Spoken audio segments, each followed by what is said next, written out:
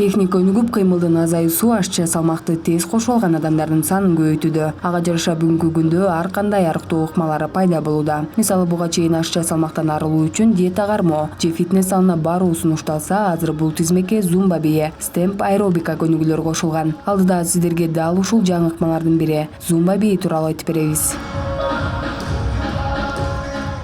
Айзат Баетова учурда Ош шаарында зумба бии боюнча машыктыруучу болуп эмгектенет. Айтымда бул ыкма менен айымдарга арыктоо бир топ жеңил болот. Себеби мында көбүнчө музыканы коюп, ыргакка жараша дене боюңузду бирдей кыймылдатып бийлөө гана талап кылынат.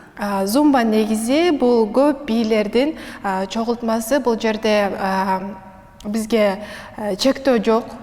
Кара жорго аралаштырып бийлесе болот, рок-н-ролл аралаштырып бийлесе болот, латиноамериканский бийлерди аралаштырып, бул фитнести негизи бир гана оор жагынан эмес, жеңил жагынан берген аракет кылышкан. Бул жакта бийлегенче сонун арыктап кетсе болот. Аталган ыкманын атайын балдарга жана чоңдорго арналган түрлөрү бар. Адамдын жашына карай көнүгүүлөр жана бийлер ар кандай болуп бөлүнөт. Бирок туура арыктоо үчүн эрежелер бир калыпта сакталуусу керек.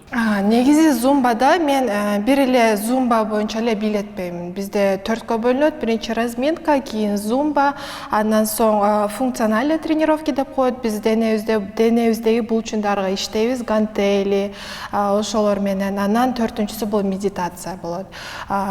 Фитнес тармагында мына степ аэробика ошолорго салыштырмалуу бирдей эле көрсөткүч. Адистин айтымында кыймылдардын ар түрдүүлүгү арыктоого гана эмес, бардык булчуңдарды чыңдоого, дене бойду жакшыртууга жана омурткаларды калыбына келтирүүгө жардам берет. Дегени менен мындай жыйынтыкка белгилүү бир убакта жетсе болот деген түшүнүк жок. Бул нерсе көбүнчө адамдын организмине байланыштуу болот. Ар бир адамдын организм түзүлүшү ар кандай болот да. Кээбиркилер бир айда арыкташы мүмкүн, кээбиркилер жарым жылда ошол нерсеге келиши мүмкүн.